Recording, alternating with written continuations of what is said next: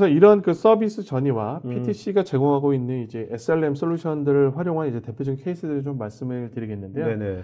메리안이라는 업체는 이제 저 의료 장비 업체입니다. 네. 글로벌 연매출이 한 3.5조 정도 되는 회사고요. 이 회사 같은 경우에는 과거에는 이제 원격 모니터링을 수행하지 않고 문제가 발생하면 일단 정비사가 달려갔습니다. 아, 네.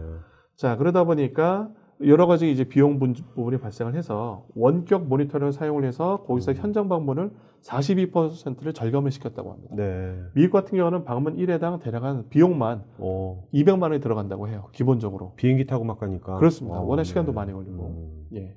자, 그다음에 두 번째 사례는 디볼드라는 ATM, 예, 현금 인출기의 글로벌 넘버원 되는 이제 회사고요. 연매출은 3조 정도 됩니다. 네. 이 회사도 정비 관련된 요청의 17%를 원격으로 이제 해결을 했고요. 그러면서 ATM의 장애 시간을 15% 줄였습니다. 네. 자, 15% 줄인다는 얘기는 줄인 시간만큼의 ATM으로 인한 은행의 이제 매출을 높였다는 얘기죠. 저희는 철저하게 돈, 매출적인 측면에서 봐야 될 것 같습니다. 진짜 이런 SLM 같은 경우는 이게 개수화되기가 좀 쉬워가지고 맞습니다. ROI 측정이 수월할 것 같아요. 그렇죠. 다른 어떤 IT 솔루션보다는. 예, 제가 뒷부분에 이제 원격 그 조치를 했을 때 ROI를 한번 산정을 해서 네, 보여드리도록 네, 하겠습니다. 알겠습니다. 그 다음에 이제 엠브라이어라는 회사는 이제 브라질의 항공기 제작 회사입니다. 연매출이 한 7조 정도 되는 회사고요. 네. 이 회사는 이제 그 서비스 부품에 대한 재고 최적화 솔루션을 도입을 하셨는데 민수용 항공기의 이제 정비 부품의 재고를 12.5%나 줄였고요. 네. 재고의 회전율을 35%나 더 증가시켰습니다. 그러니까 부품의 이제 그 판매로 인한 수익을 더 그만큼 높일 수가 있었고요.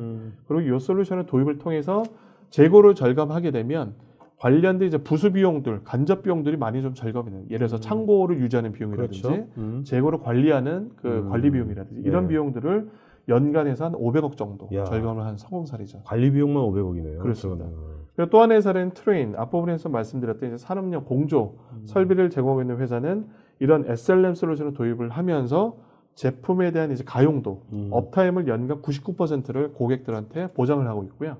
중요한 부분은 그러면서 다양한 수준으로 서비스 계약을 체결을 해서 수익을 증대를 해간다는 거죠. 그러니까 동일한 서비스 수준이 아니라 그냥 일반적인 그냥 스탠다드한 카탈로그를 맺고 있는 고객들은 그냥 뭐 보증기간 1년 내가 넘어가면 그냥 온디밴드만 뭔가 장애 생기면 그때마다 수리 비용을 받고 이렇게 조치를 하는데 정말 이제 프리미엄급으로 우리는 99% 가동률을 보장하겠다고 하면 이래서 전에는 서비스와 관련된 계약이 없었다고 하면 연간 오케이 예를 들어서 뭐 1,000만 원을 내게 되면 네. 우리가 제품에 대한 가용도 99% 제공해드리겠습니다.